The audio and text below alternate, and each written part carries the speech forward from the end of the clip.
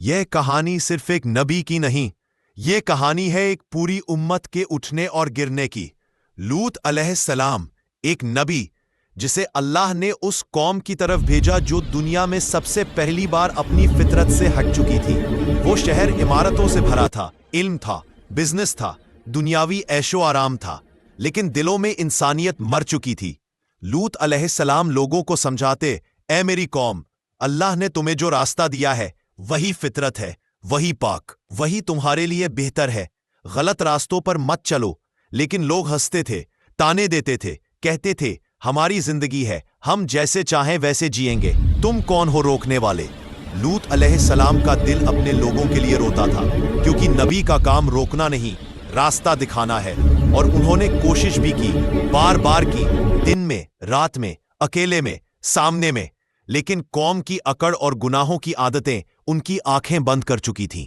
ایک دن 3 نورانی مہمان آئے، بہت خوبصورت، بھاگتے ہیں، لیکن لوگوں نے پتہ لگا لیا، پوری بستی ان کے دروازے پر آ گئی۔ لوط علیہ السلام نے کہا، یہ میرے مہمان ہیں، میری عذاب کا خیال کرو، اللہ سے ڈرو، صحیح راستے کی طرف بڑھو۔ لیکن قوم بالکل بہرا بن چکی تھی، اور جب کسی قوم کی سننے کی طاقت اللہ چھین لے تو سمجھ لو کہ اس قوم کا فیصلہ لکھ دیا جاتا ہے۔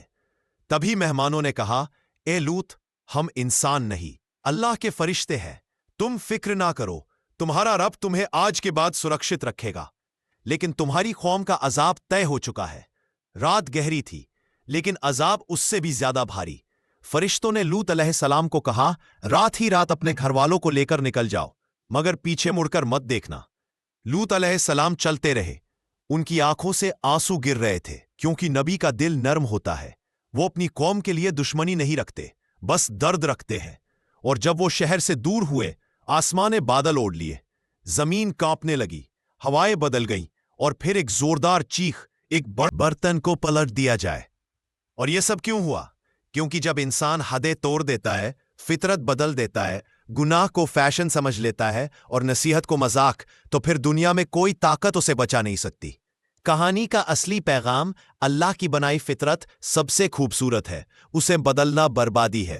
جب سماج گناہ کو نارمل بنا دے تو سمجھ لو عذاب کا وقت قریب ہے۔ نبی کی بات مذاق لگ سکتی ہے، لیکن نتیجے اکثر مذاق نہیں ہوتے۔ دنیا بدل جائے گی، ٹرینڈ بدل جائیں گے، فیشن بدل جائے گا، لیکن حق ہمیشہ حق رہے گا۔ اللہ کی حدیں انسان کی سرکشا ہے، قید نہیں۔